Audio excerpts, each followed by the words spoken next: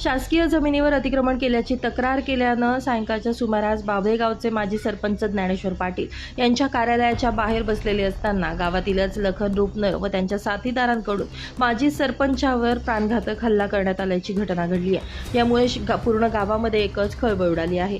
मोठ्या भावाला मारहाण होत असल्यानं माजी सरपंचांचा लहान भाऊ हे भांडण सोडवण्याचा प्रयत्न करण्यासाठी गेला।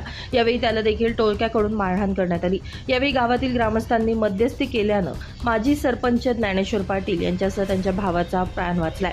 दरम्यान घडलेल्या या घटनेमुळे गावात खळबळ उडाली असून कायदा सुव्यवस्थेचा प्रश्न निर्माण झालाय। माजी सरपंचांच्या फिर्यादीवरून शिंदखेडा पोलीस ठाण्यात गुन्हा दाखल करण्यात आलाय। शासनाच्या जमिनीवर अतिक्रमणासह रुपनर यांनी केलेल्या चुकीच्या कामाचा उलगडा करत असल्यानं हा प्राणघातक हल्ला झाल्याची माहिती माजी सरपंच ज्ञानेश्वर पाटील यांच्याकडून देण्यात आली आहे। या अगोदर देखील संबंधितांकडून स्वतः सहकुटुंबाला धोका असल्याचं देखील पोलीस ठाण्यात तक्रार करण्यात आली होती। मात्र पोलिसांनी कोणत्याही प्रकारची कारवाई संबंधितांवर केली नसल्याचा आरोप त्यांनी केलाय। या प्रकरणी माजी सरपंचांसह त्यांच्या कुटुंबियांनी हल्लेखोरांविरोधात कठोरात कठोर कारवाई करण्याची मागणी केली आहे। Bureau report Lumbini news Dhule.